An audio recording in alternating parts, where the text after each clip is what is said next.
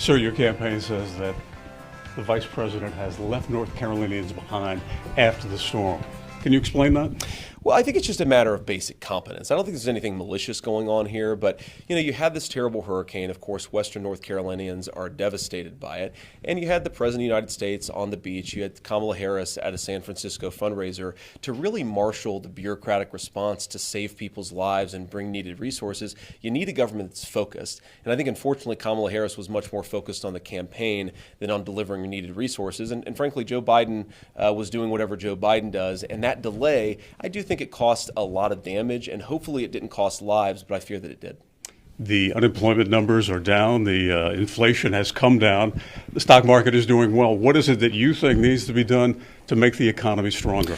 Well, actually, the inflation numbers today were a little bit higher than expected, right? So there's some fear that it's ticking back up. But most importantly, grocery prices are 25% higher than they were 3.5 years ago. Energy prices are 45% higher than they were 3.5 years ago. So inflation has slowed a little bit, but prices are still way too high for North Carolina families. And I think it's very simple. We've got to unleash American energy, take an all of the above energy approach. We've got to drill, we've got to do clean energy, we've got to do nuclear. That lowers the cost of energy for North Carolinians, but it also makes it easier to manufacture and make things in our country, which is good for everybody.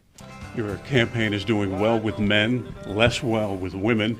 Any concern that President Trump and his comments about the vice president are hurting your efforts with women?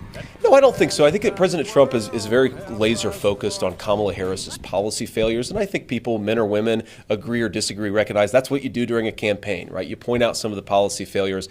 Look, I think that we just have to make our case to women that Donald Trump's the president of security. We had lower crime rates. We had more secure communities. We had less fentanyl coming into our community. We certainly had more affordable groceries and housing when Donald Trump was president. We're going to make that case to men and women that ships are going to fall where they do, but I feel very confident we're going to win the state and we're going to make Donald Trump the next president. What is the issue that you think can help you to win North Carolina?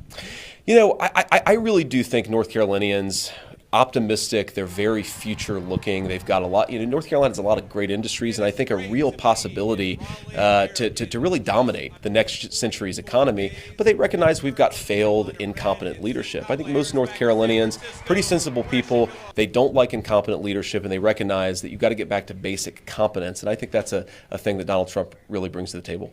And an off-the-cuff question. Becoming Catholic, does that mean you have to cheer for Notre Dame? As a Buckeye, I am always going to be cheering for Ohio State.